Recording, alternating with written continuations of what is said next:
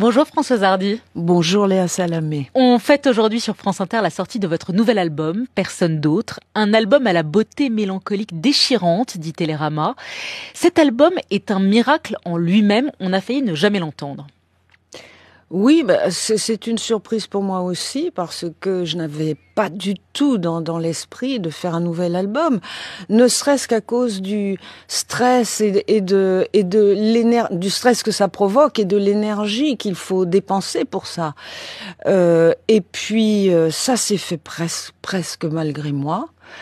C'est un très proche ami qui a relancé ma maison de disques en disant « Je vous préviens, si vous ne l'appelez pas, si vous ne la relancez pas, elle ne fera plus jamais rien ».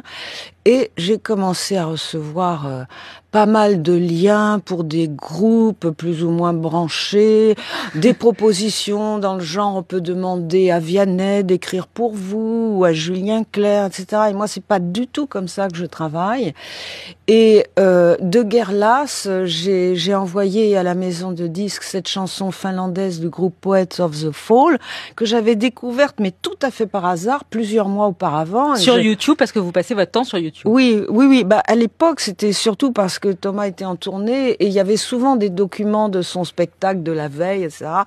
Et donc, j'y étais allée pour ça. Et puis, j'ai appuyé, j'ai cliqué sur ce document sans le vouloir et c'est sorti. Alors, vraiment, là, c'est le doigt de Dieu. Si le doigt de Dieu existe, ça doit être comme ça qu'il se manifeste. Sur cette chanson finlandaise. Oui, et qui vous donne envie de réécrire.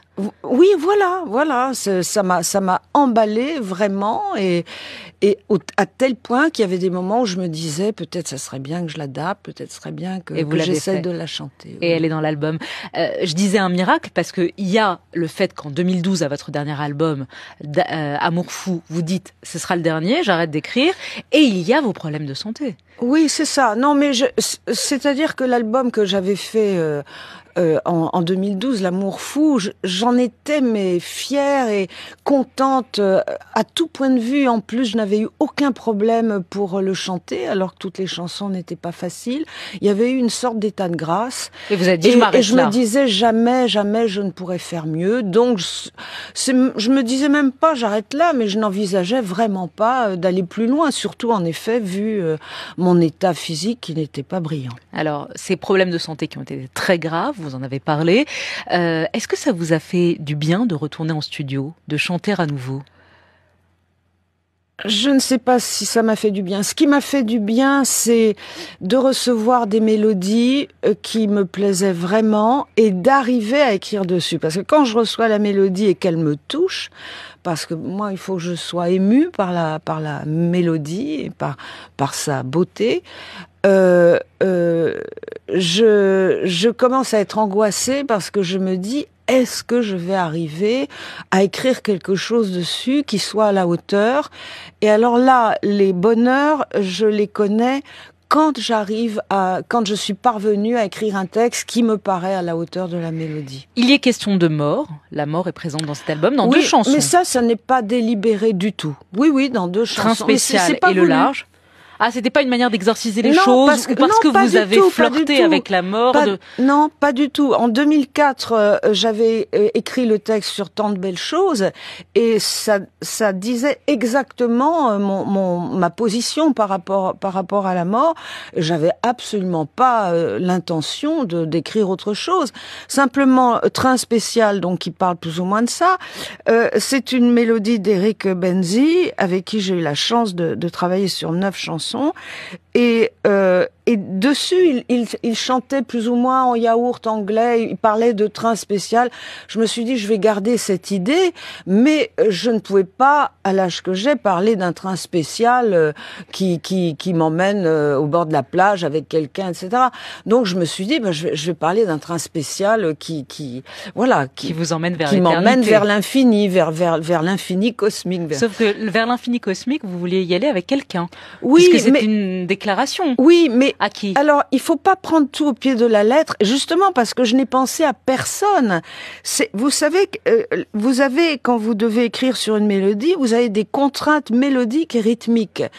Et ces contraintes-là, m'obligeait à dire viens avec moi, puis c'était plus ou moins ce qu'Éric chantait en anglais sur sa mélodie. Donc vous dites pas viens avec moi quelqu'un. Ah non, ah non, mais surtout pas. Et alors encore moins parce que certaines personnes ont cru que je pensais à Jacques, mais encore moins parce que s'il y a une chose que j'espère, c'est qu'il va me survivre plusieurs années. Il est pourtant beaucoup question d'amour dans cet album-là. Oui. Ah oui, mais là... D'amour malheureux. Et vous dites, Mais il n'y a pas d'amour heureux, comme vous le savez. Oui, ça vous le chantez bien. Et moi qui reste là à t'attendre, écrivez-vous. Oui. Et vous écrivez aussi, même un cœur sorti du jeu risque de battre encore peut-être pour un signe ou deux. Vous êtes toujours la femme à attendre le signe ou l'autre. Alors, vous voyez cette chanson-là, qui est celle que je préfère. Ça n'est pas, je crois pas que ce soit un single potentiel, mais c'est celle que je préfère, celle dont j'étais le plus heureuse quand j'ai écrit le texte. Là, la mélodie qui est envoûtante pour moi, a été composée par Pascal Daniel, qui avait composé déjà celle de Tant de belles choses. Et elle disait, pareil, elle chantait en anglais et elle avait appelé ça en anglais subtles are the signs. Et je suis partie de là, je me suis dit, ah, c'est pas mal, les signes, etc. Et ça m'a rappelé le début de mon histoire avec Jacques, parce que nous avons quand même mis presque un an avant de faire un premier pas, parce que tellement les signes étaient subtils. Alors je suppose que peut-être lui devait en guetter de ma part, moi j'en guettais désespérément de la sienne. En même temps, j'avais l'impression qu'il y avait quelque chose, mais il n'y avait pas des signes assez ostensibles pour quelqu'un qui n'a pas suffisamment confiance en ses moyens de séduction, puis j'ai jamais été dans la séduction de toute façon. Donc vous ne guettez plus de signes aujourd'hui de Jacques Dutronc. Pour en finir avec cette chanson-là.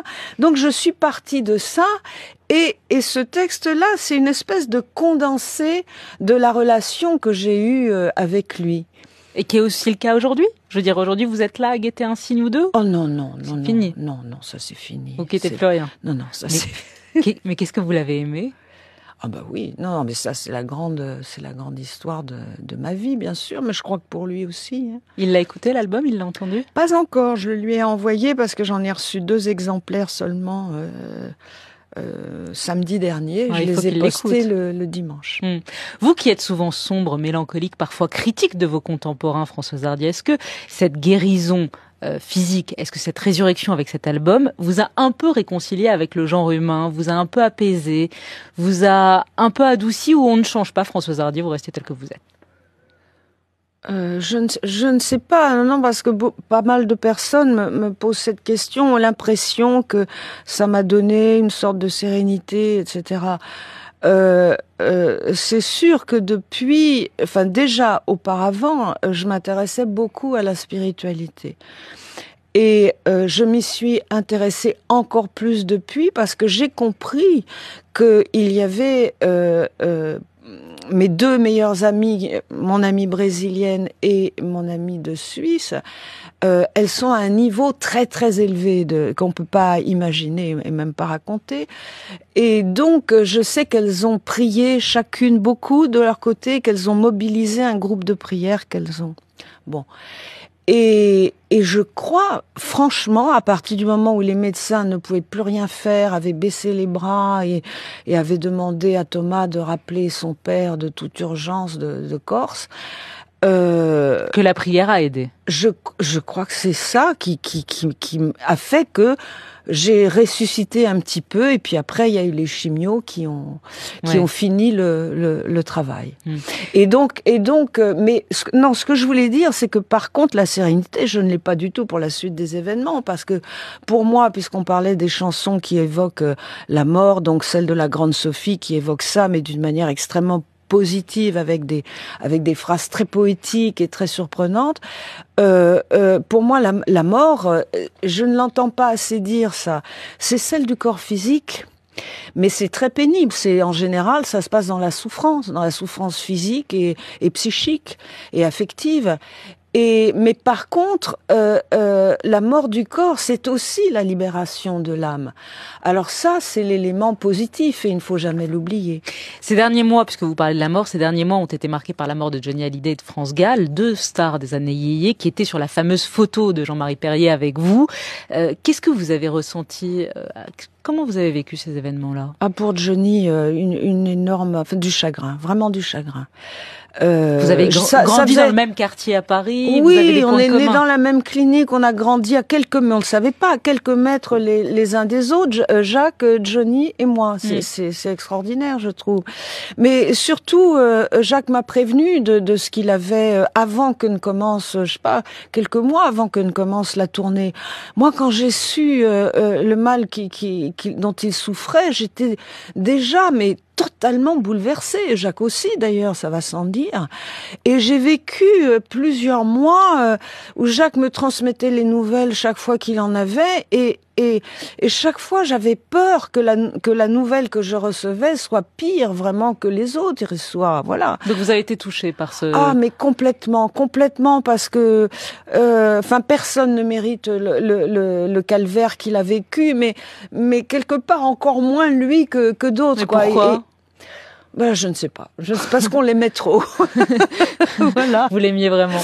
Ah, moi, je l'admirais énormément comme artiste. Et puis, vous avez compris cette communion nationale, ce que ça a provoqué, la mort de Johnny? Ça m'a bouleversée aussi. Moi, j'étais malade la semaine de son décès et j'ai regardé les obsèques en pleurant plusieurs fois à chaudes larmes, tellement c'était bouleversant de voir tout ce monde, je crois que c'est jamais arrivé, qui autant peut-être pour un chanteur, jamais pour arrivé. Victor Hugo, oui, mais pas pour un chanteur, ça c'est certain. Oui. Les disputes sur l'héritage, ça vous inspire quelque chose ou rien? Je crois que moi si ça m'inspire certaines choses. J'ai beaucoup de compassion pour Laura et David qui parce que l'héritage ça a une dimension affective. Donc je pense qu'ils doivent se sentir quelque part reniés, mais en même temps, je comprends le désir de Johnny de mettre ses toutes petites et sa femme à l'abri. Il aurait dû en parler à ses aînés, mais je crois que ça n'était pas possible dans son état et aussi avec son caractère. Je pense pas que c'est quelqu'un qui parlait facilement de ses sentiments. Je pensais que vous auriez signé la tribune des 100 femmes dans le monde aux côtés de Catherine Deneuve et de Catherine Millet. Je pensais que vous auriez signé cette tribune critique. Moi, je me rappelle plus de ce qu'il y a dedans, mais quand j'ai entendu, j'ai trouvé qu'il y avait des choses excessives dedans. Et puis, moi, ma position par rapport à ça, c'est que il faut éviter tout ce qui est binaire et c'est vrai que ces mouvements MeToo, balance ton porc, d'une certaine manière, voilà, il y a les gentilles femmes d'un côté, les méchants hommes de l'autre. Et je crois qu'on ne pense pas assez aux raisons pour lesquelles un homme se comporte mal et au fait que derrière chaque homme qui se comporte mal, il y a une maman qui soit n'a pas pu être là, soit n'a pas pu aimer, soit en tout cas n'a pas su transmettre, si elle était là, les valeurs qu'il fallait transmettre à son enfant. Il y a beaucoup de mères qui privilégient leur fils d'une manière, qui font qu'ils se croient à tout permis. Dernière question, vous qui vous intéressez à la politique et à l'actualité en général, la société d'Emmanuel Macron, ce nouveau monde, il vous plaît bien ou il vous agace? Ah non, moi je suis tout à fait pour Emmanuel Macron. Je trouve qu'on devrait lui faire confiance, qu'on est arrivé à un point de non-retour en France et que lui en est tout à fait conscient et qu'il a comme objectif de réformer et qu'il faut le laisser faire. Merci beaucoup, Françoise Hardy. Merci. L'album s'appelle Personne d'autre. C'est qui Personne d'autre? Mais ça parle de ce que j'ai vécu avec Jacques il y a déjà un certain temps.